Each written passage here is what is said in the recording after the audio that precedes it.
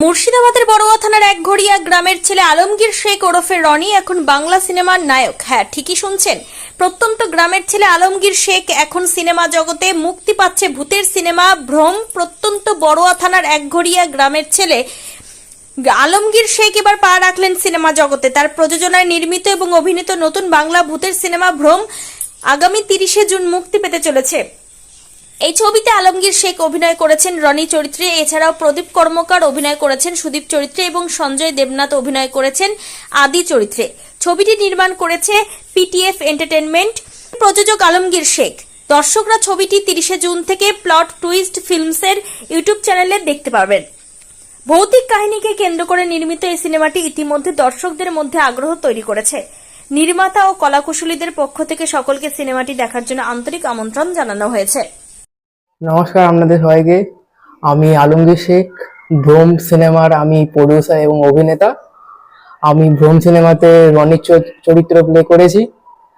আর আপনাদেরকে আমি আমাদের সিনেমার ব্যাপারে একটু বলে দিই গল্পটা কিরকম।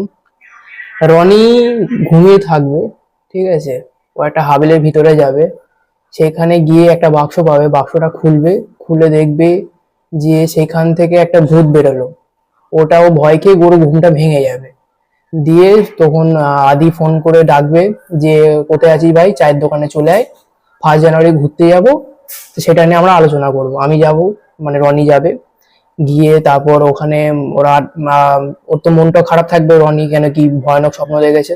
তো ওখান থেকে ওই বেরিয়ে চলে আসবে, দিয়ে বাড়িতে এসে ঘর পরিষ্কার করবে, দিয়ে একটা দলিল পাবে। দিয়ে সে বুঝতে পারবে যে তার নীলকুঠিতে তার দাদুর একটা জমি আছে, মানে একটা রাজবাড়ি আছে। তো সে আদিকে ফোন করে বললো যে ভাই তোরা 1 জানুয়ারিতে ঘুরতে যাওয়ার প্ল্যান করছিলিস, চ তাহলে নীলকুঠি যাই। পরের দিন বেরিয়ে যাই ঘোরার জন্য। ওখানে আমাদের মাঝে রাস্তায় আমাদের অ্যাক্সিডেন্ট হয়, আমরা জঙ্গলে পড়ে থাকি। দিয়ে ওই হাভেলি দেখতে পাই। আপনারটা আমি দেখেছিলাম, ওই হাভেলিটা আমি ওই দেখতে পাই। ওখানে যাব, সেখানে আমাদের একটু ভৌতিক ঘটনা ঘটে, সেটা আপনারা সিনেমাতে দেখতে পাবেন, ঠিক আছে। আর আমাদের এই সিনেমার ডিরেক্টর হলেন প্রদীপ কর্মকার, চরিত্র আদি, সুদীপ এবং মুকেশ। আর এই গল্প সাসপেন্স থাকলেও মুকেশ শেষ মুহূর্তে হারিয়ে যায়, মুকেশকে আমরা খুঁজে পাই না।